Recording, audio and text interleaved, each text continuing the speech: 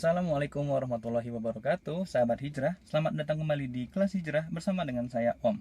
Nah, pada episode kali ini saya akan sharing tentang kiat-kiat apa aja yang harus dilakukan pada pertama kali hijrah. Nah, logikanya gini. Dulu waktu kecil, waktu saya masih belum bisa naik sepeda, saya mikir, orang lain aja bisa naik sepeda kan? Mau itu cowok, itu cewek, kenapa saya nggak bisa? Akhirnya saya belajar buat naik sepeda. Coba sekali jatuh, akhirnya coba pakai yang roda 3. Udah bisa, akhirnya saya mulai agak pandai naik sepeda roda 3.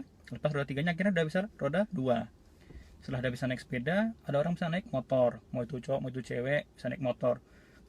Kalau orang lain bisa, kenapa saya nggak bisa? Akhirnya saya coba belajar naik motor, akhirnya saya bisa, alhamdulillah. Sama seperti juga orang naik mobil, kok orang lain bisa naik mobil, kenapa saya nggak bisa? Akhirnya saya coba pelajari bagaimana cara naik mobil, mau itu yang manual atau yang matic. Belajar, akhirnya bisa. Nah, dengan agama tuh seperti itu juga. Orang-orang kan bisa belajar agama seperti itu. Mungkin ada juga orang-orang yang jahil juga.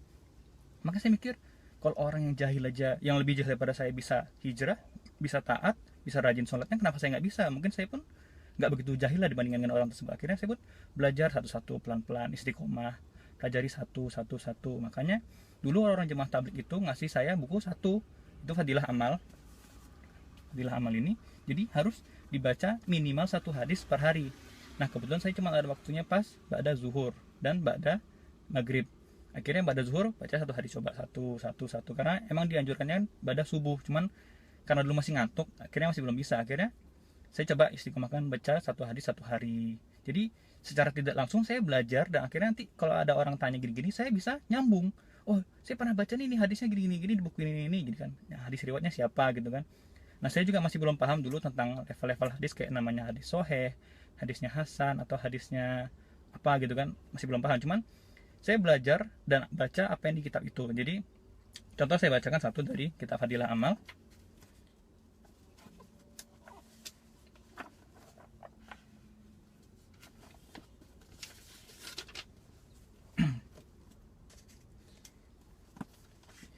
Salat menggugurkan dosa seperti daun-daun berguguran di musim gugur. Dari Sayyidina Abu Dzar radhiyallahu anhu, bahwasanya baginda Rasulullah Shallallahu alaihi wasallam pernah keluar dari rumahnya ketika musim gugur. Saat itu daun-daun berguguran dari pepohonan. Beliau mengambil setangkai ranting pohon dan daun-daunnya pun langsung berguguran. Beliau berkata, "Wahai Abu Dzar." Sayyidina Abu Dzar radhiyallahu anhu pun menyahut, "Labaik, aku siap sedia ya Rasulullah." Beliau bersabda, "Sesungguhnya seorang muslim yang menunaikan sholatnya semata-mata karena Allah, maka dosa-dosanya akan berguguran sebagaimana daun-daun ini berguguran dari rantingnya." Jadi diibaratkan tuh ada ranting di musim semi, baik daunnya pas digoyang tuh langsung berguguran. Nah, itulah dosa-dosanya akan berguguran sebagaimana daun-daun ini berguguran dari rantingnya. Ada juga hadis yang lain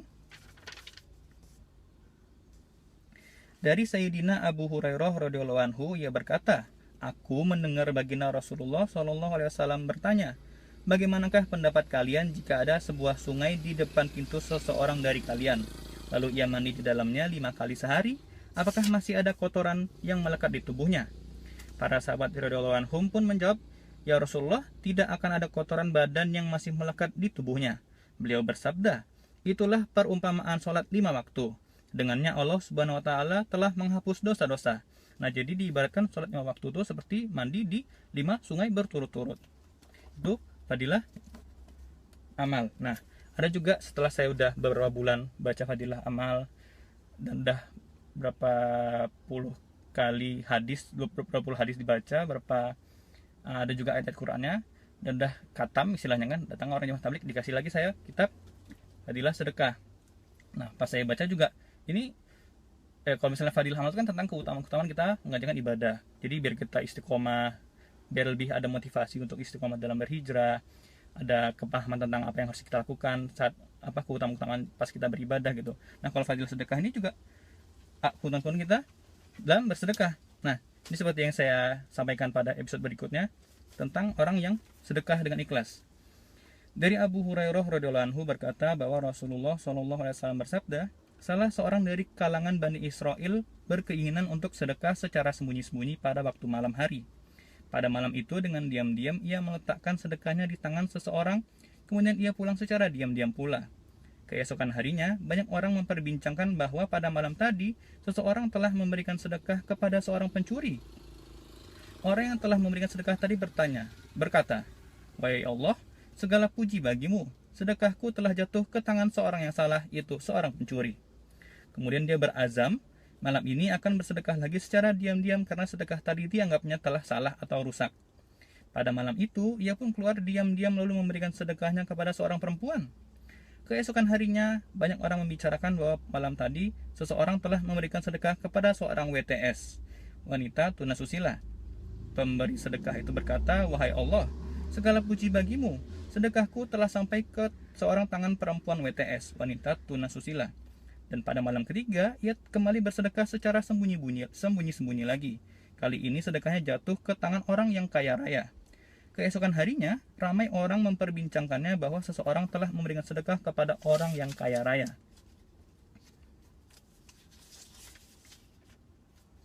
Pemberi sedekah itu berkata, "Wahai Allah, segala puji bagimu, sedekahku telah sampai ke tangan pencuri, ke tangan WTS, dan ke tangan orang yang kaya raya." Lalu malam itu dia bermimpi bahwa sedekahnya telah diterima oleh Allah Subhanahu wa taala. Sedekahnya ditakdirkan jatuh ke tangan pencuri agar pencuri itu bertaubat dari tabiatnya mencuri, dan diterima oleh seorang WTS, wanita tunasusila, karena mungkin ia bertaubat ketika mengerti bahwa Allah Subhanahu wa taala memberikan rezeki walaupun perempuan itu tidak menghinakan dirinya dengan pekerjaannya yang keji. Dan yang terakhir, jatuh ke tangan orang yang kaya raya agar orang yang kaya raya itu mendapat ajaran bahwa seorang hamba Allah Subhanahu wa taala telah bersedekah dengan diam-diam dan mungkin ia pun akan menyedekahkan hartanya yang telah Allah Subhanahu wa taala berikan kepadanya. Ada juga yang lain. Dari Abu Hurairah radhiyallahu anhu berkata bahwa Rasulullah Shallallahu alaihi wasallam bersabda, seorang perempuan yang WTS telah mendapat ampunan Allah Subhanahu wa taala karena perbuatannya sebagai berikut. Ketika dalam suatu perjalanan, ia melewati seekor anjing yang sedang berdiri di tepi mulut sumur. Karena anjing itu sedang kehausan, anjing itu pun menjulurkan lidahnya. Anjing itu hampir mati karena kehausan.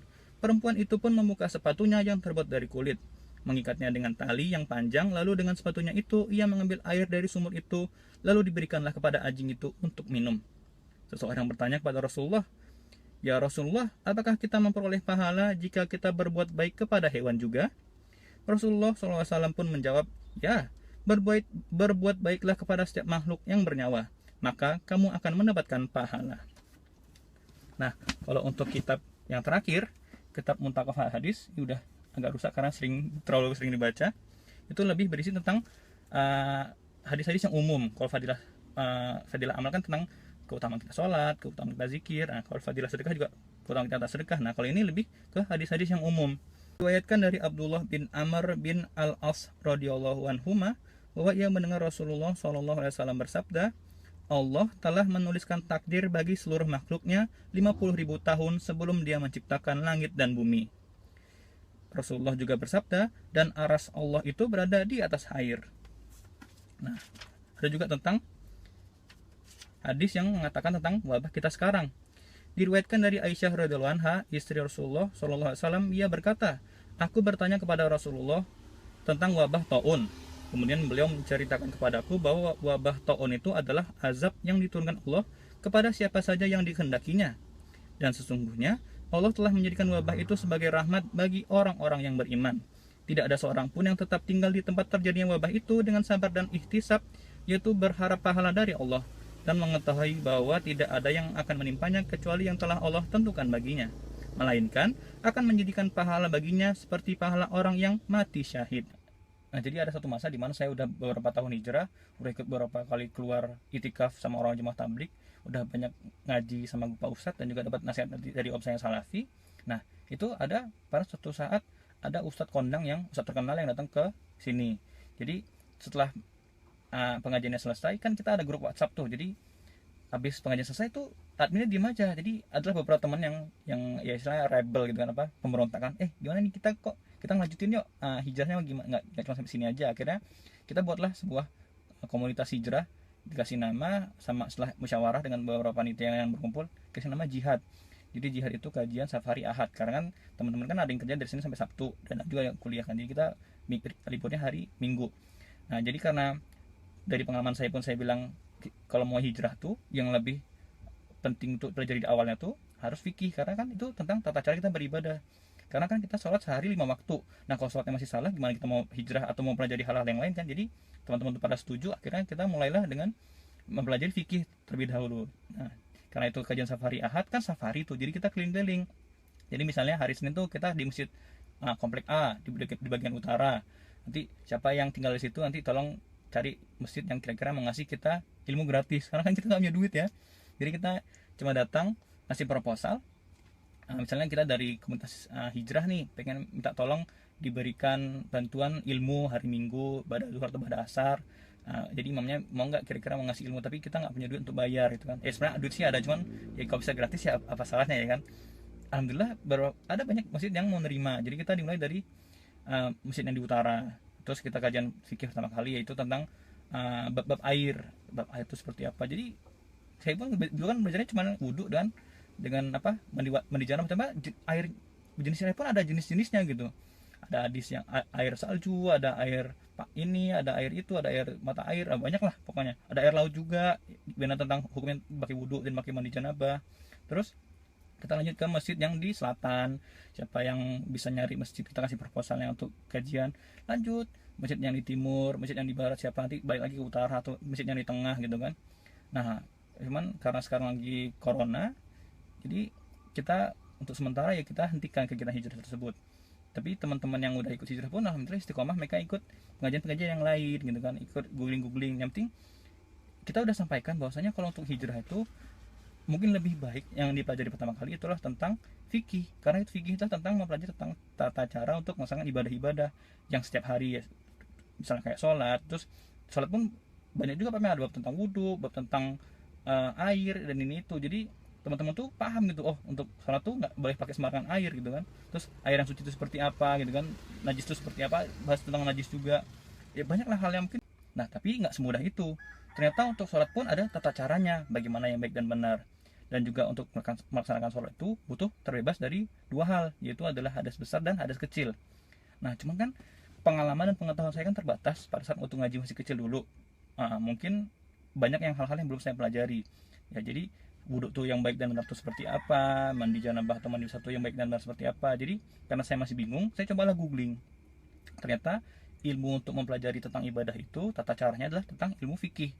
Nah mungkin waktu kecil kan kita lebih fokus ke ngaji-ngaji, jadi fikihnya tuh mungkin masih kurang. Ya saya mungkin masih kurang, mungkin yang teman-teman yang lain udah pandai-pandai kan fikihnya. Jadi setelah saya googling, ternyata untuk sholat itu ya terbaik harus bebas dari dua hal itu, hadas besar dan hadas kecil. Jadi dimulailah dengan mandi wajib dulu. Jadi saya baca tata cara seperti apa, dari caranya niat, terus membersihkannya dulu, baru kita wudhu, terus membasuh kepala dan selasa rambut, digosok-gosok apa kulit kepalanya, baru dimulai dengan sebelah kanan dulu, baru sebelah kiri, yang atas dulu, baru yang bawah kanan, bawah kiri.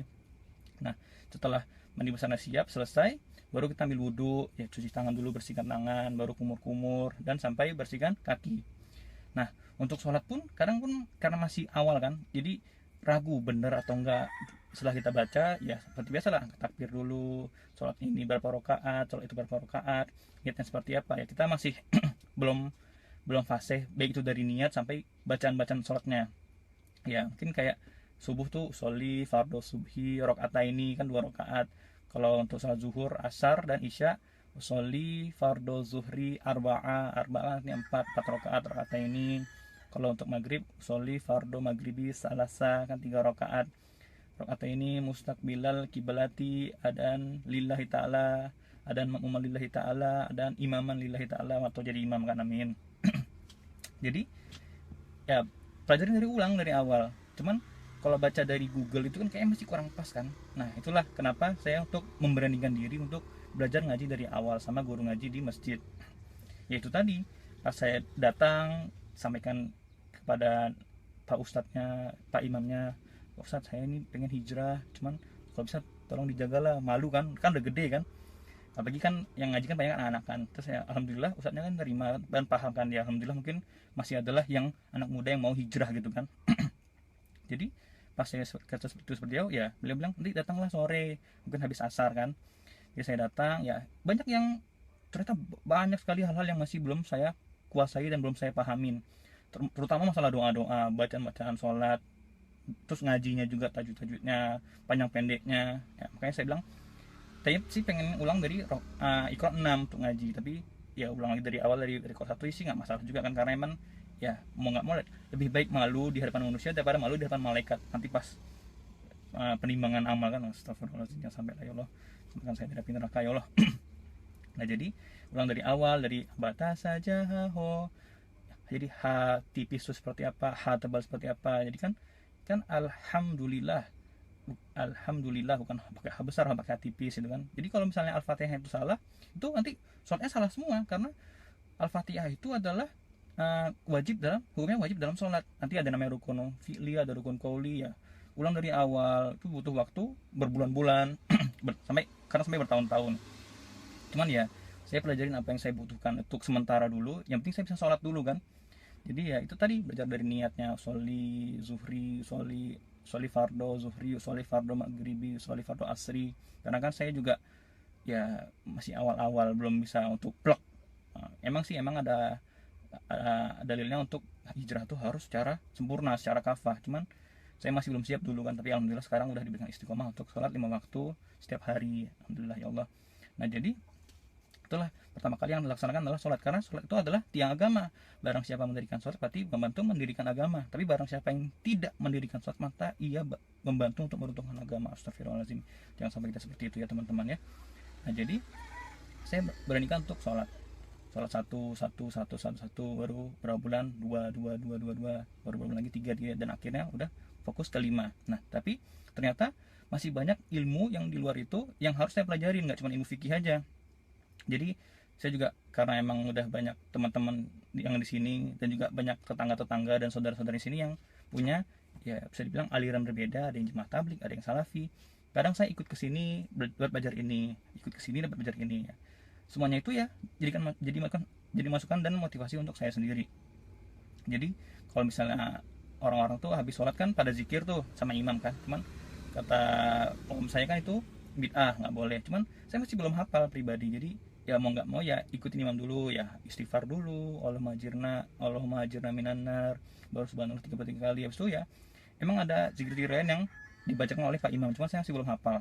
Sampai sekarang juga belum hafal kan ya, kayak doa kunut tuh saya masih belum hafal, cuman kan katanya itu bid'ah juga ya. Cuman ya saya ikutin imam, jadi kalau memang doa kunut ya beliau angkat tangan ya saya ikut doakan, karena kan itu memang doa ya. Jadi ya, seperti tadi, kalau emang ada bid'ah ya apa yang bisa ditinggalkan ya tinggalkan, kalau emang belum bisa ya mau gimana. Yang udah pasti saya tinggalkan sekarang itu ya mungkin isinya malam Jumat, karena emang nggak ada dalilnya. Karena yang diberikan kepada saya itu dalilnya untuk malam Jumat dan hari Jumat itu adalah membaca surat Al-Kahfi. Dan itu juga udah mulai pelan-pelan saya istiqomahkan untuk membaca surat Al-Kahfi. Kalau Yasin itu bisa setiap hari dibacakan, bahkan kan ada hadisnya yang mengatakan kalau Yasin itu bagusnya di awal pagi agar dicukupkan dalam hari itu, bukan pas wajibnya hari malam Jumat, hari Kamis itu aja.